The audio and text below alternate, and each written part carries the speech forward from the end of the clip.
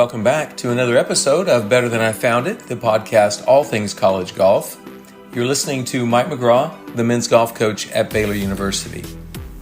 Joining me today on Better Than I Found It is longtime San Diego State men's coach, Ryan Donovan. Ryan, who also played his college golf at SDSU, has led the program for 22 years and seen his team win 7 Mountain West titles. His players have also collected All-American honors on 15 occasions. But the most amazing thing, perhaps, about his career, in the last 2 years, 2 of his former players have captured 3 of golf's major championships. That's right, Xander Schauffele, winner of the 2024 PGA Championship and the 2024 Open Championship, and J.J. Spaun, winner of last month's U.S. Open, were both Aztecs under the tutelage of Donovan. Ryan and I talk about all of that and much, much more. Great coach, great man, and I know you'll enjoy this episode.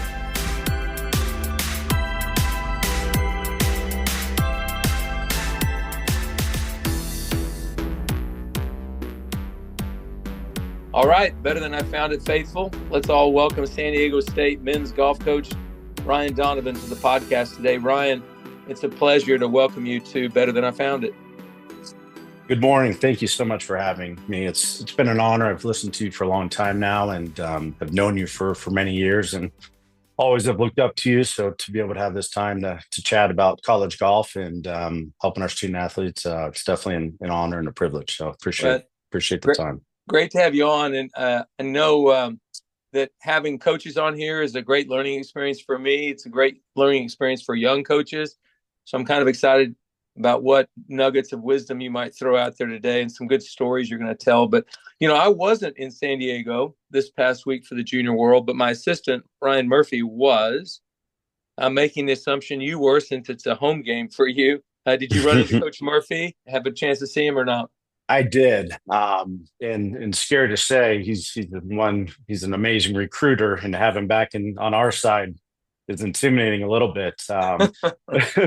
So late in the day, I can stay there a little bit later since I'm at home, but still at 5:00 in the afternoon when most people are gone, I was walking in and he was still walking out. So I'm like, uh-oh, here we go. And I remember Ryan, he was at New Mexico when I first started as the assistant coach there. So I've seen his work ethic for a long time now. And then at Texas, running into them at Nationals and 12 at Riviera. And then I was happy actually when I went to the women's side. And then when I saw that you picked him up, I said, oh, shoot, here we go again. But great guy, great recruiter, a lot of energy. And I'm happy for both you guys to be partner up. Thank you. Yeah, I think that was one of the things I knew I was going to get. 2 things for sure: a great work ethic and a relentless recruiter. He doesn't seem to tire. I like that. That's a great quality about him. We all have our breaking point where we're just kind of worn out. I don't see him doing that very well. He kind of powers right through everything. So I'm excited to see what he can do for us here at Baylor. But I'm glad you ran into him. It doesn't surprise me he was out there late in the evening recruiting as well. But right. How has your summer been going as far as recruiting so far? You've been traveling a lot. Are you going overseas? Any of that? Not going overseas this year. Traveling a little bit, but nothing too crazy. We have so many tournaments here in California. So definitely we'll head to some of the bigger ones. But I think with the transfer portal and all that's going on and roster limits, we usually carry a big squad. So having that minimized a little bit. I'm just not stressing about it and kind of going about our work like we normally do. Yeah, we have a few more recruiting buckets than we used to, areas where you never thought about recruiting before. But if you don't push refresh on the transfer portal, you're probably giving up at least a potential opportunity, right? Yeah, for sure. And so not to give all the tricks away, everyone knows them, but with the DSL now, I was able to pick up 2 guys and put them under that category, so they don't count against your roster cap. And so I'll be able to have 11 this year on the team, which I liked, having the competition, the depth of our program. Yeah, that's an interesting point you bring up, that designated student athlete for the rest of their career, during their time while they have eligibility, they can actually transfer to a school and not count against that school's roster limit. So you got 2 this fall. That's great. Yeah. My first idea was put the whole team on that, so they're all exempt, but didn't go well with administration. But I wouldn't think so. Well, listen, speaking of recruiting, I guess the best recruiting question I have for Ryan Donovan is this summer so far, have you spotted the next JJ Spawn?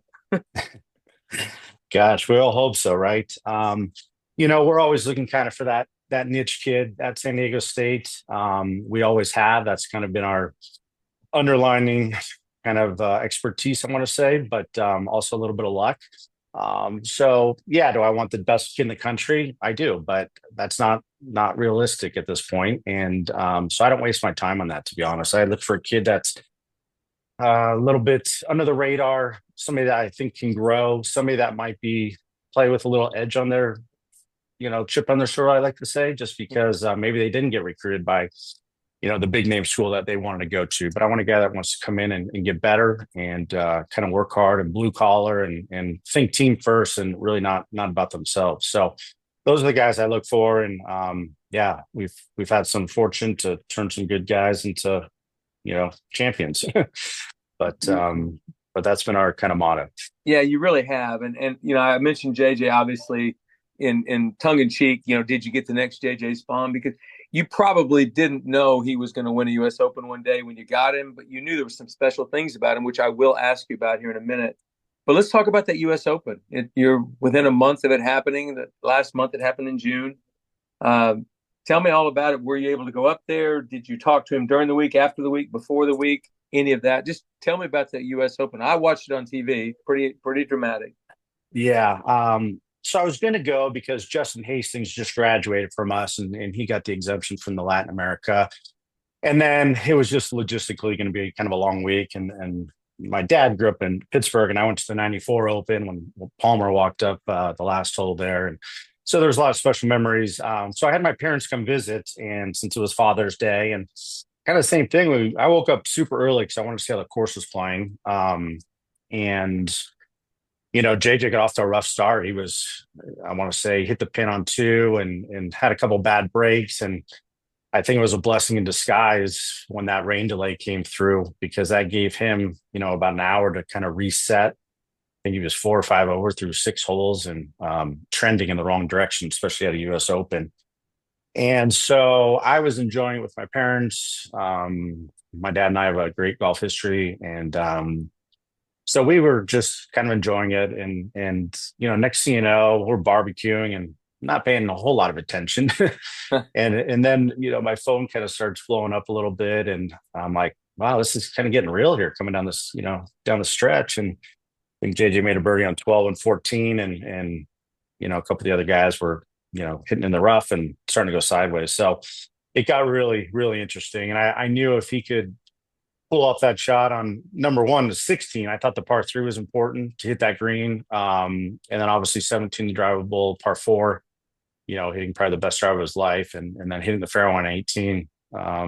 Yeah, it was just kind of one of those Cinderella stories and unbelievable putt and how he got the line. There were so many things that kind of fell into place and it was pretty special to see. Have you talked to JJ since? I'm sure you have, but what were his reactions?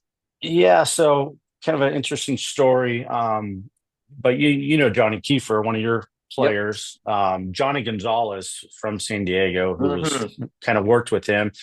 His son Sevi took him out, and so Johnny called me, and they were walking up at 18, and so I'm like, "Why is Johnny calling me? I didn't know he was there," and so I picked up, and he's like, "I'm with my son, and we're going to try to get him on the phone with you." And I'm like, "Okay." Well, Sevi's was close with a couple guys that played with Spawn on my team. So next thing you know, Sevi is this very smart kid, and he's I don't know how he got in the room, but he's in the room where JJ's signing all the flags, beer in his hand, and so we have 4 of us on a FaceTime, and he calls me Coach Donnie. He's like, "Coach Donnie, what do you think about that?" He's like, "Can I sign a flag for you?" And so we were just kind of laughing. And then he said, "What's up, Xander?" Because he has like not a bitterness, but kind of a competitive mode towards Xander. So he was kind of being funny. But so that was nice to see him with the 100 flags in front of him and just the relief and the excitement and seeing his family out there and his 2 daughters. That was just definitely a proud moment. And and one that I won't forget for sure. You mentioned Johnny Gonzalez, and I'll kind of detour here for just a second. When I was recruiting Johnny Kiefer, he lived in San Antonio. He used to live in San Diego. And I had a couple of really good conversations with Johnny Gonzalez about Johnny Kiefer. And it kind of convinced me that, for one, Johnny Gonzalez is a great instructor, a great mentor. He's got to be all of those things. And number two, he convinced me that I should recruit Johnny Kiefer, and I'm certainly glad I did. But I wouldn't know where he worked with JJ. Does he still work with JJ now? No, he doesn't work with JJ now. He never really did. He just knew of him through the college. He was just calling me that he was out there watching the tournament. Gotcha. So he just kind of put those two together. So it was a fast pace moving with young generations and technology to have us all on a FaceTime. A guy named Colin Featherstone who was on the team, and Tyler Morris that played with JJ. So it's kind of a cool few minutes there to have in that space. Yeah, well, JJ, this isn't like a huge surprise. I mean, he's played very, very well over the last few years, and he's won on the PGA Tour. Was there anything about him when he was going through that made you think, gosh, one day he's going to win on tour? Yeah, I thought he'd be a journeyman tour player. I thought about that as Xander too, so I've been wrong twice, which is a good thing. Good thing. But JJ, he was he didn't play a lot of big junior tournaments. Financially didn't come from a big golf family, I guess. And so I saw him at two US juniors. I thought he had great hands. He just had the same swing. He kind of just turned back, held on, and turned through it. It was very simple. And I think his new instructor out in Scottsdale has done a good job not changing that, because he hits that little buttercut that I call. And yeah, he wasn't highly recruited. He was actually a walk-on for us and left a two-time All-American on a full ride. And that's kind of how we treated him throughout the process. So for him to win an Open Championship, I'm excited to see what he can do after this, because I think, like I said, that took a lot of pressure off. And literally 2-3 years ago, he called me and said, he had a couple young kids and financially was stressing, and was like, I think I'm going to be a swing instructor. And do you know any coaches in Southern California that, or any golf courses that you think I could teach at? And I just said, JJ, you have so much talent, so much raw talent. I mean, I said, you have not hit your ceiling yet. If you can somehow figure this out, like, I really think you should try to pursue this still. And not saying it was my advice, but I'm glad that he did, and good things have happened for him. Yeah, that's amazing. So that book I wrote about 7 or 8 years ago called Better Than I Found It, I had a chapter on great walk-ons. I had no idea he was truly a walk-on, because that's shocking. Walk-ons don't become All-Americans. They just don't very often. And for him to actually become a U.S. Open champion is even crazier. Yeah, wow, walk-on. I mean, yeah, I know. Nobody was. I mean, a couple of coaches say, "Oh, yeah, I looked at him and talked to him," but he was truly a walk-on. He had nowhere to go. So wow, that's really, really nice. That's a great story to hear. But you're on a very, very short list of coaches, college coaches, current, who have coached multiple major champions. And I'm not talking about Wally Goodwin coaching Tiger Woods to 15 majors. I'm talking about two different guys winning majors, and the other is Xander Schauffele, obviously. But that list is pretty short. I know John Fields is currently coaching, and he has two. But that's pretty amazing. Could you have ever imagined and I want to talk about Xander here in a second, but could you have ever imagined coaching two major champions? yeah, it's surreal for sure. It's special, and obviously they were very good players. So I was just kind of a support cast in that role. But to see that, yeah, it's definitely, selfishly it helps recruiting. I think people know that with our schedule and being in San Diego, that you can get better here and win. And yeah, now we just need a Masters champ. That's the one we're missing. So we can have the Grand Slam. Yeah, And that would be wonderful. Gene Littler back in the day, I think, finished second. So we were almost had that. But yeah, 1970, Billy Casper beat him in a playoff. So yeah, right. I remember watching that. Hey, right. You talk about San Diego. So I'm going to detour here again. My wife decided one year to go with me to the Junior World. maybe the biggest mistake I've ever made, because she wanted me to get a job out in San Diego. And I said, sweetheart, there are no jobs open. I'd have to get 100 miles away. She said, that's fine. I guess she had no problem with me commuting 100 miles just so she could be in San Diego. But it's a great place, I got to tell you. And truly been a hotbed forever, for 75 or 80 years. And I'll just throw out some names, and then you can maybe throw out some that I've missed. But Billy Casper, who won 3 majors, Gene Littler, who won the U.S. Open in 1961, Johnny Miller, who won 2 majors, Phil Mickelson, 6 majors, Xander Schauffele, Scott Simpson, Mickey Wright, who is still has one of the greatest golf swings in the history of competitive golf, Phil Rogers, Michael Kim. Heck, Ricky Fowler played in the San Diego Junior Golf Association. He was from Marietta, but the list goes on and on and on of great players who have come from San Diego. It's not just the weather. There's something else out there. What is it? Yeah, I mean, Craig Stadler, Nota Begay, Yep. Horace Brown. So, and then also obviously some younger kids. But yeah, a lot of those guys used to grow up at a place called Stardust. And I think they had a lot of good betting games going on back in the day. And I think there was a lot of competition throughout those group of players, and just an expectation. And yeah, I guess San Diego obviously helps with good weather, and you feel good about yourself, and good motivation, great golf courses. So, but you're right. It's a pretty cool list when you go back into history to see some of those names, and with Mickey Wright as well. What an amazing players. So I can't believe I missed Craig Stadler. I knew that as well. He won the 82 Masters Championship. But so where do you guys play, your team? I'll just ask that question. Where do you play in general? What courses do you play? Yeah, so that's probably the funniest part. I mean, we haven't played anything crazy fancy. We play Steel Canyon a lot. They're very supportive of us. Play Sequan, Indian Reservation. We had memberships for a long time at San Diego Country Club. We dropped that last year. USD's out there right now. We'll go up and play the Grands.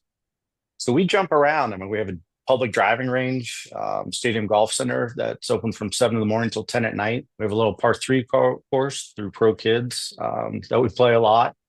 We got turf on our football field. And so we do have a project, though, that is finally in existence at the Farms Golf Club. And so we're building a facility there with our women's program.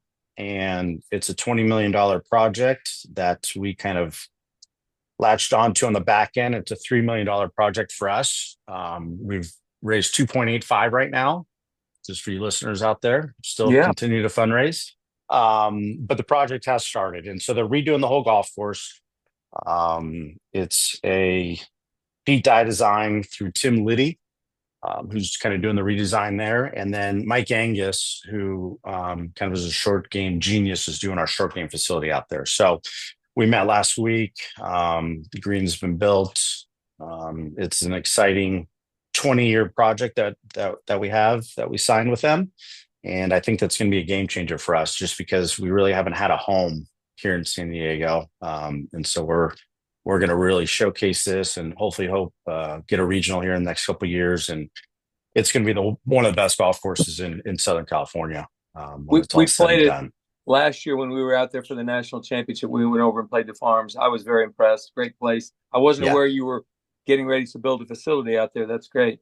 Yeah, thank you. So it'll be open in October. And so it's fun to go out there and see the progress, and redoing all the fairways, and just that Pete Dye kind of design, and chipping is going to be challenging, the greens, and it's going to be a great home for us, and great membership. And it's the city of San Diego is really supporting it. So it's something that we're going to be very proud of, and kind of my legacy, hopefully, to leave for whoever's next. Well, yeah, but your legacy is much more than that as well. You've been there, I guess, 22 years. Your teams have won. I'm just going to throw out some stats here. I think you've won 42 team titles. You made match play in the national championship in 2012 at Riviera. I think you guys lost to Cal, which is one of the best teams, 3-2. You've had 7 NCAA championship appearances, 7 Mountain West Conference titles, and 8 of your players have been All-American a total of 15 times. That's pretty impressive when you consider how much competition there is on the West Coast for players and recruiting. And The availability of courses maybe isn't as good as some places. It's very difficult. You've done an amazing job. Talk about a legacy right there. Yeah, thank you.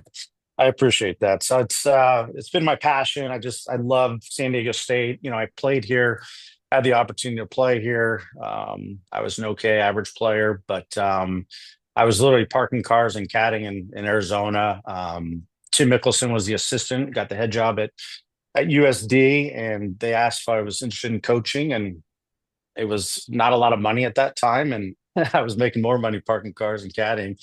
And Tim took me under his wing, and I lived with Tim for 7 years. So he's another guy that definitely was kind of a mentor to me, even though we played against each other.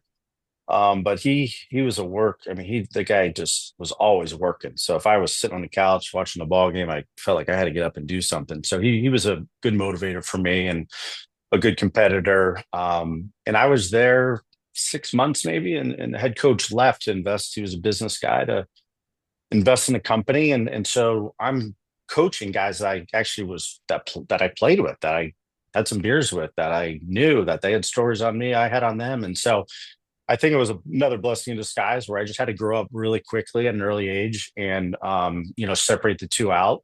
And there's no book, there's no handbook on how to become a coach, and so you learn from mistakes and trial and error. And I just have so much love for the game and the history, and I love my job every day. And when you can say that, no matter the wins and losses, it's still in my blood. Somebody asked me the other day, "Why are you still doing it?" And I said, I love to compete. I love to develop these young players, and they come in as boys and they leave as men. And there's just been so many great friends and mentors and colleagues, including yourself, obviously, that have inspired me to continue to do this at a high level.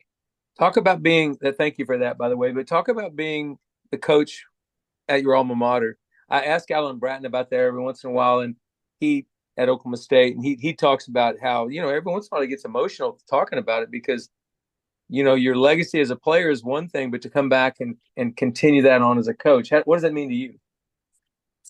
Yeah, it means a lot. It just, just when the program restarted in 94, and I started in 96, to, getting just one bag and a dozen balls and not being able to get clubs unless you bought them. I think the little things, and I learned from Neil Stoner.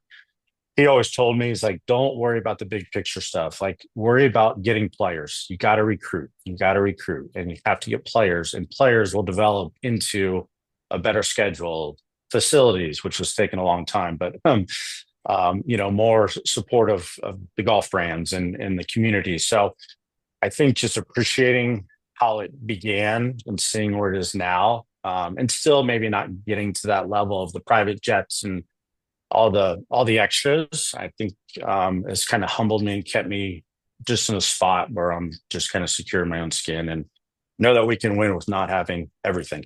It's been kind of my motivation, and trying to teach our kids that as well. Like, it's a different clientele now with money being handed to them and all those things, but I still try to keep it real. Like, you got to earn stuff, and get to that point. So when you guys do they have to earn their carry bag, or their bag in the fall? Yeah, you have to shoot in the 60s in qualifying, so it's very attainable. But I feel like it's something that I take pride in, and that you need to do to kind of earn your gear. And we get a lot of it now, as all the teams do. But I think if somebody doesn't have their gear, they know their space on the team. They either have to get better or do something else. So I like to keep things very cut and dry, And I love that. I love that a lot. That's really good. So when you got in, you told me you had some mentors, and you mentioned a few, but Neil Stoner.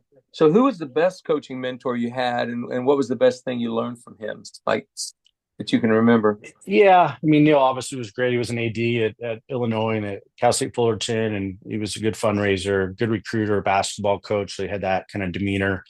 But his good friend, Mark Crabtree, was at Colorado State when I was a player. And those two would always kind of hang out, it seemed like. And when Mark transferred to Louisville, he called me.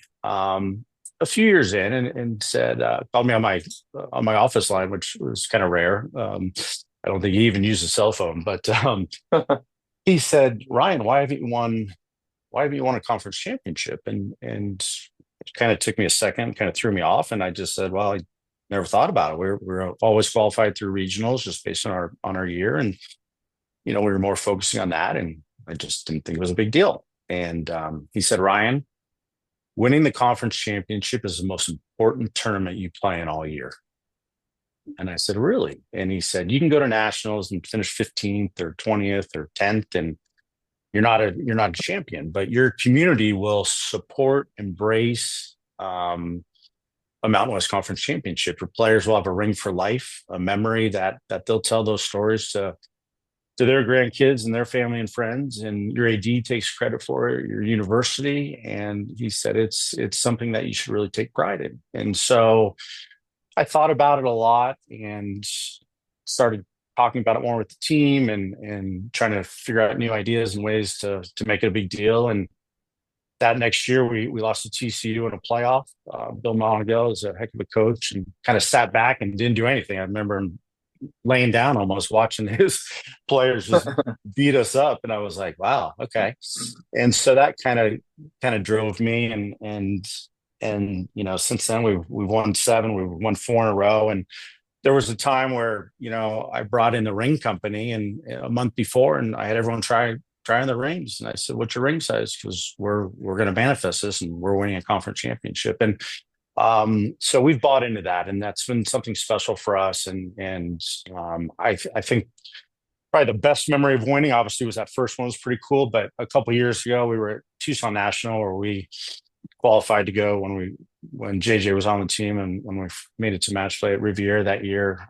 We won at that course 3 times. We played in the Omni, Arizona's tournament. We won. We got selected there. We were 7th in the country, and we're fortunate enough. I thought we were going to the Farms that year, and we went there for the regional, and we won. And then we won the conference there. So a couple years ago, we went back there, and so I was able to share those stories with the players. And we went out and shot 60 under par 3 years ago and won by a lot. And so that was one that will go down in history that I'll remember. From all the other stories.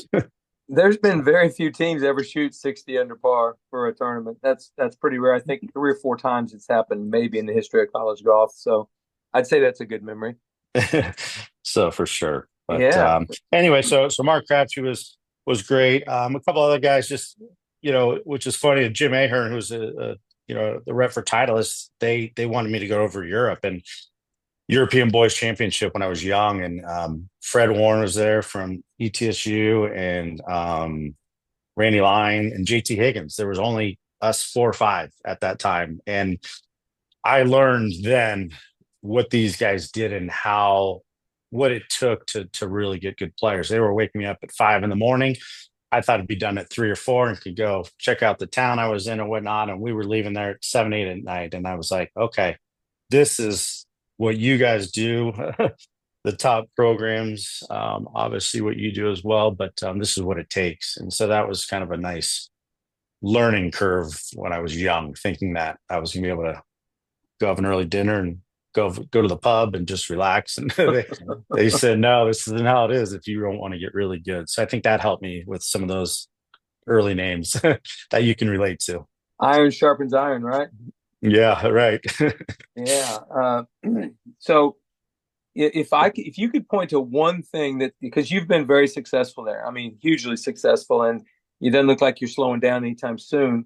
What's the biggest key to your success all these years? We've talked about some of your mentors, but why do you think you've been successful and been able to do what you've done? I think my accountability is really big for me. Within the program, I don't feel like I want to micromanage anybody, and I want to make sure I give them every opportunity to get better. And I want them to get better for themselves and for the team. And I really focus on the team. I don't really care about individual results at all.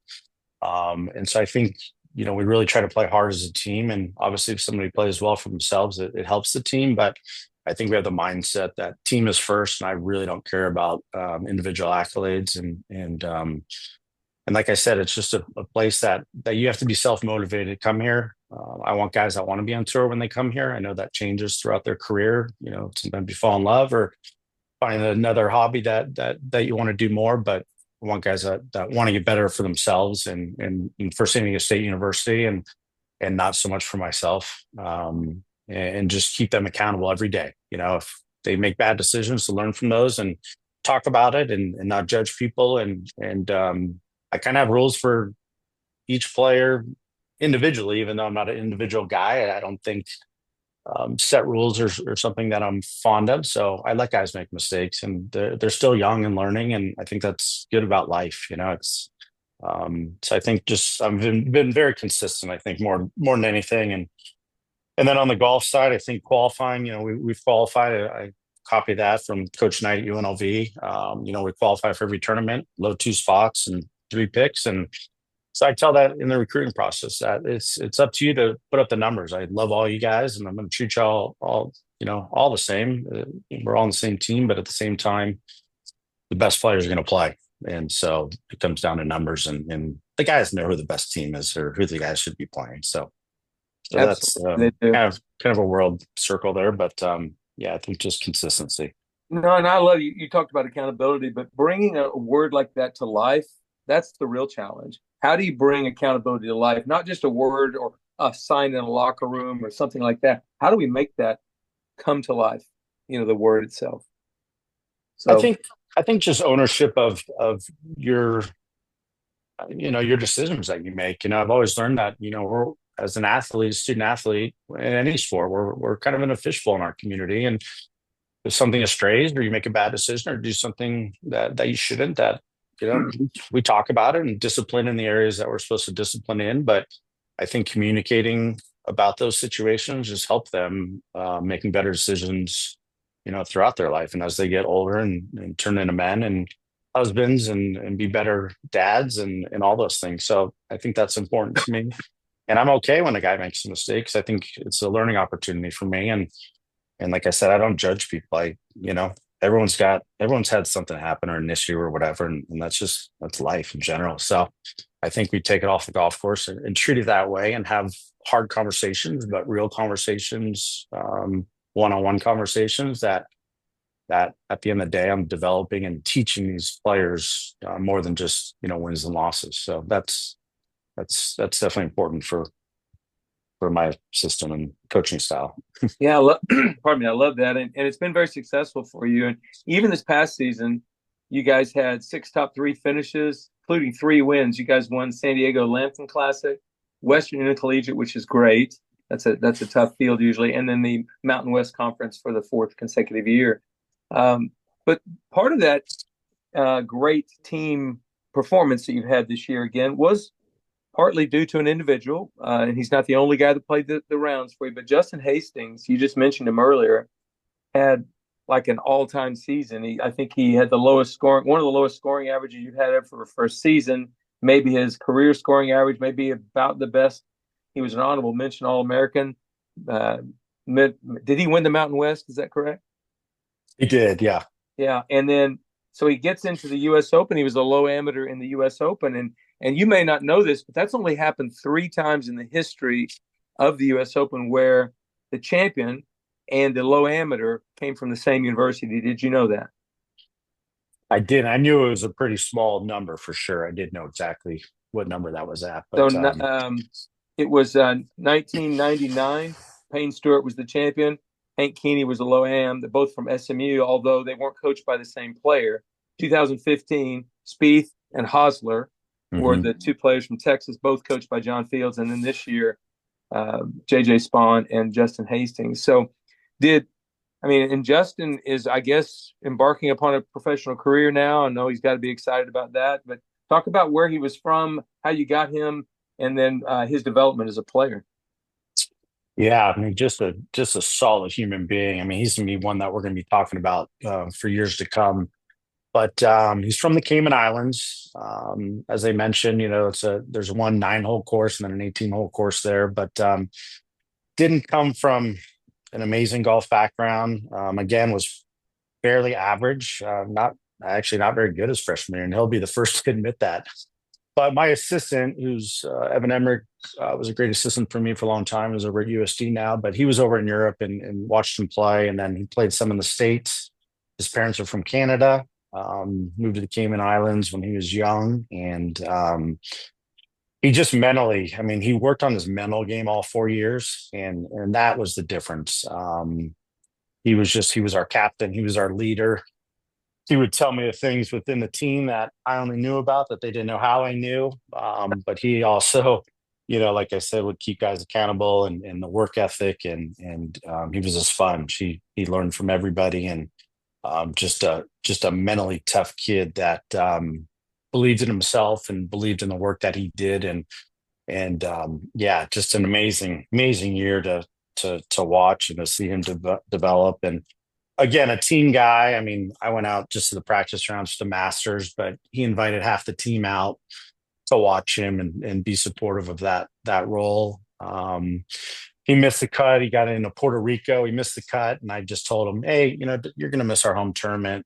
It's not a big deal." And he said, "No, I'm flying back tonight. I'm taking a red eye, and I'm going to win, and we're going to win." And he ended up winning, and we won. And we call our home tournament, and we didn't play there once this last year since we gave up our memberships. So he had that edge to him that I like and that we talk about a lot. And he just unfortunately, there was a lot going on with agents, and it was a busy year playing in these pro events and then trying to play college. And he was 12th on the PGAU going into regionals, and all he had to do was to get us to nationals. And golf is hard, and we fell short, and that was unfortunate. But something that he'll learn from, and that we will also as a team. And he's playing in the Open next week, so I'm excited to watch that, and I'm excited for his career. But just a good guy.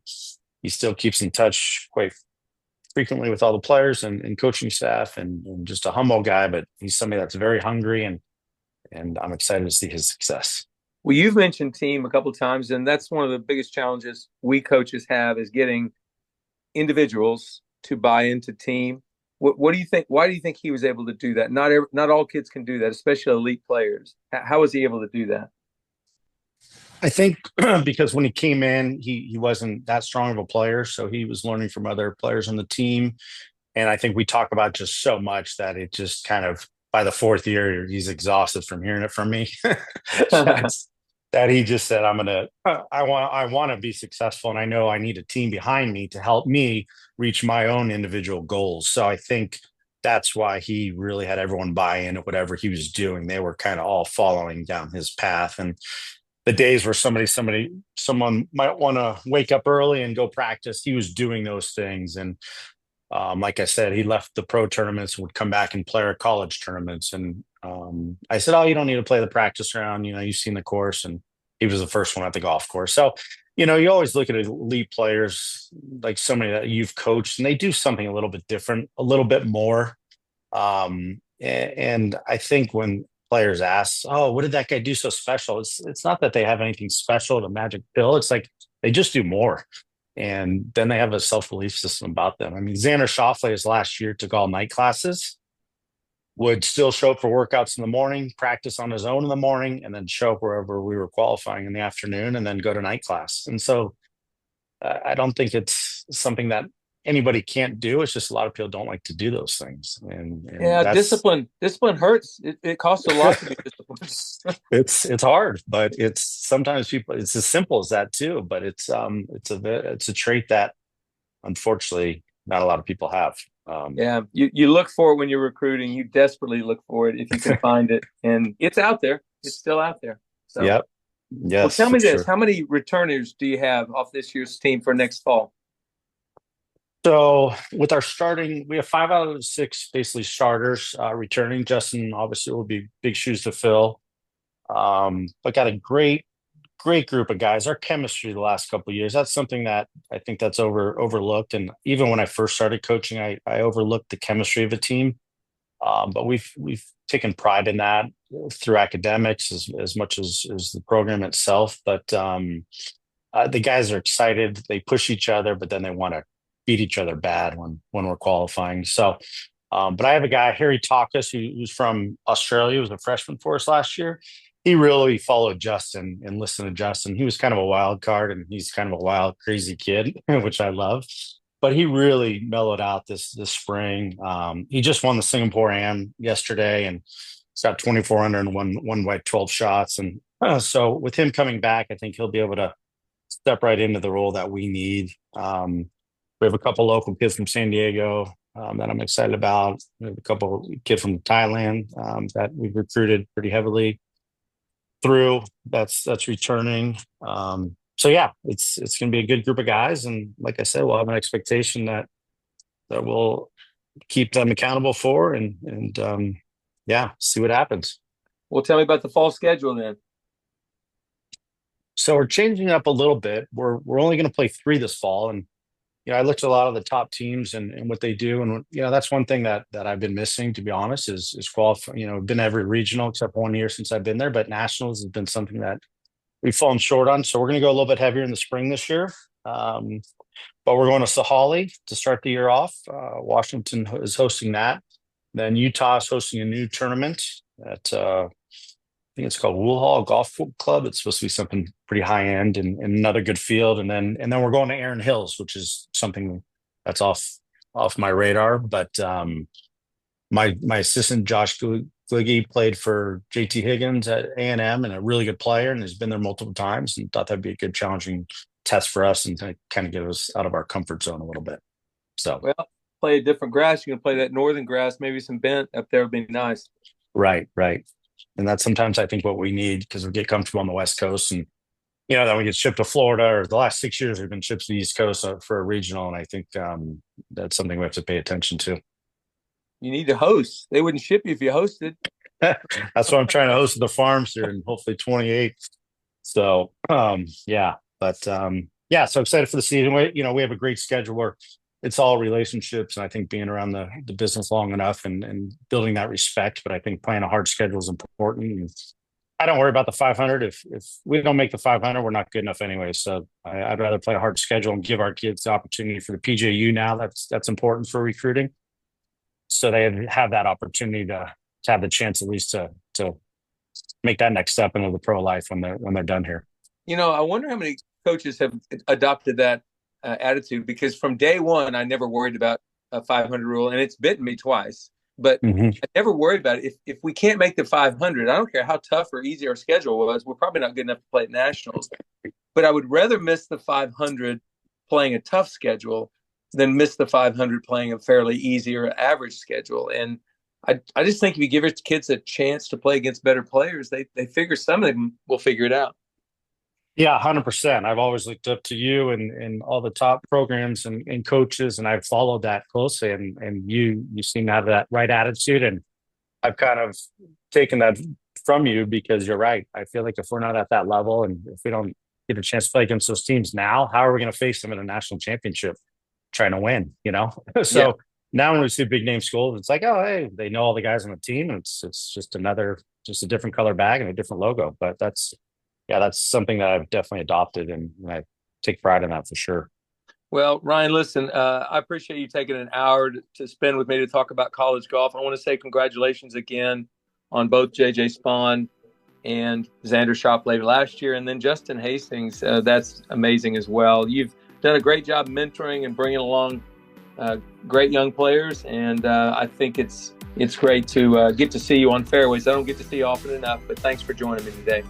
Yeah, no, appreciate all you've done for college golf. And one quick story that you probably don't realize, but when I first started, you always called me by my first name, and I thought you were the scariest, most intimidating, biggest coach in the world, and you were always very respectful and said, "Hey, Ryan, how you doing today?" And I always looked up to you and try to follow in your footsteps. So thank you. Well, thank you for saying that. Yeah, it's a great fraternity we have out here, college golf coaches. So keep up the great work you're doing, and I'll definitely hopefully see you at the U.S. Junior in a couple of weeks. For sure. Definitely. All right. So thanks, Mike. Appreciate you guys. Thank you, Ryan. We'll see you.